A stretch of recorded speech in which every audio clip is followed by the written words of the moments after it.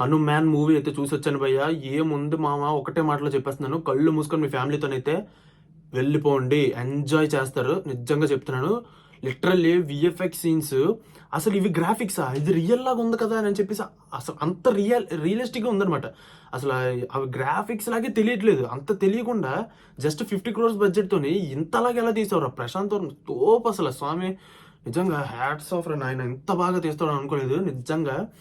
Adipurush movie 600 crores budget పెట్టి ఓమ్రౌత్ మామ ఏం చేసావరా స్వామి, 600 కోట్లు. నిజంగా రేపటి నుంచి చెప్తున్నాను, రేపు మూవీ రిలీజ్ కదా, ఈరోజు నేను ప్రీమియర్ చూశాను. సో రేపు ఇంకా మరి మీకే వదిలేస్తున్నాను, ఇంకా మీరే చూడండి.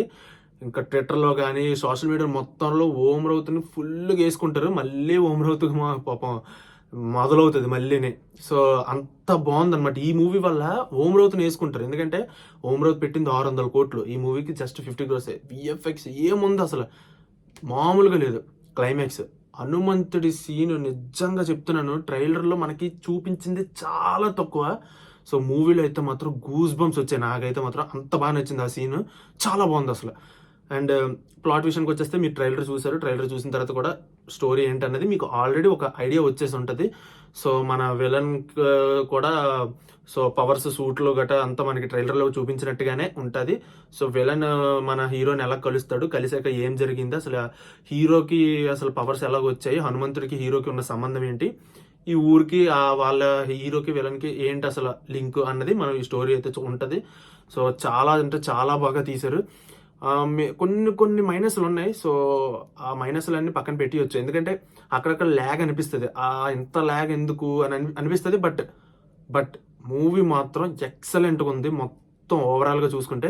సో నేను 5కి 3.8 అయితే ఇస్తున్నాను అనమాట. క్లైమాక్స్ అయితే మరి ఇంకా నాకు మాటలు లేవు అసలు, గూస్ బంప్స్ అంతే. నేను చెప్పే కన్నా మీరు డైరెక్ట్గా వెళ్ళి చూడండి. హనుమంతుడిని చూసాక మీకు ఏమనిపించిందో మీకే తెలుస్తుంది, అసలు మీకు మనసులోకి వస్తుంది, అసలు ఆ మనసులో నుంచి వస్తుంది. నాకు ఇప్పుడు అలాగే ఉంది, అసలు ఎగ్జైట్మెంట్లో ఏం మాట్లాడుతున్నా నాకే తెలియదు. సో డైరెక్ట్గా అయితే ఆన్ చేసి వీడియో తీస్తున్నాను. సో చాలా బాగుంది, ఫ్యామిలీతో అయితే తప్పకుండా ఎంజాయ్ చేయండి. రేపు గుంటూరు కారం మూవీ అయితే ఉంది, దాని రివ్యూ కూడా పోస్ట్ చేస్తాను. అండ్ రివ్యూ నచ్చినట్టయితే ప్లీజ్ ఒక లైక్ అండ్ సబ్స్క్రైబ్ చేసుకోండి. షార్ట్ అండ్ స్వీట్గా అయితే ముగించానని అనుకుంటున్నాను. సో ఇప్పటికైతే ఇంతే, థ్యాంక్ యూ.